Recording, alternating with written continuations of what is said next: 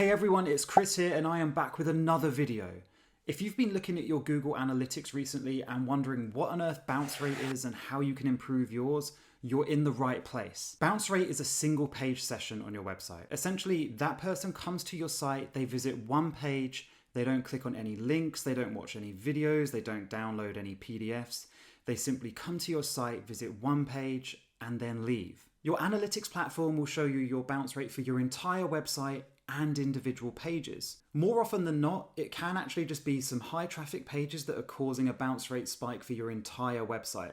So it's really important to make sure you dive deep into the analytics and look closer at those individual pages to find that root cause problem. So bounce rate is a strong indicator of how engaging your content is.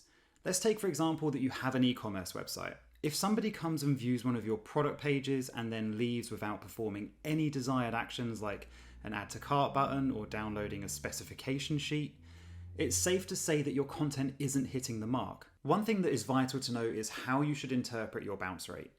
A high bounce rate isn't always necessarily a bad thing. There are some instances where you would expect a user to come to your website, view one page, and then leave. For example, you might have a website that's just more of a brochure style website. People just come to the website, have a quick look at what you've got to offer, and then go away.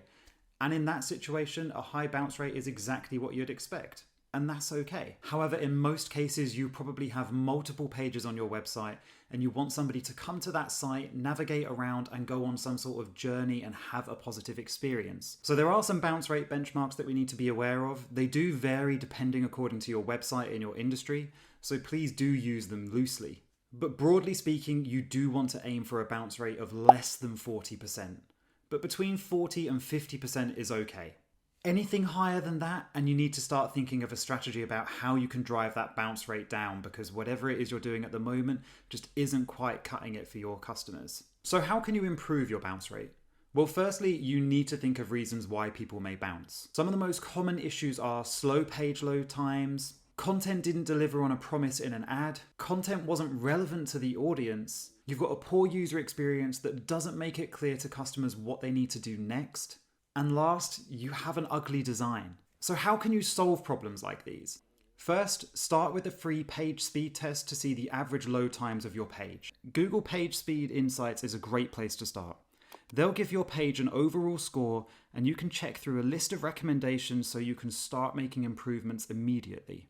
So sometimes your content can be perfectly acceptable. The problem could just be that it doesn't deliver on a promise that was made in a Facebook ad or that Google search listing that the user clicked on to land on that page. So check your audiences in your analytics software.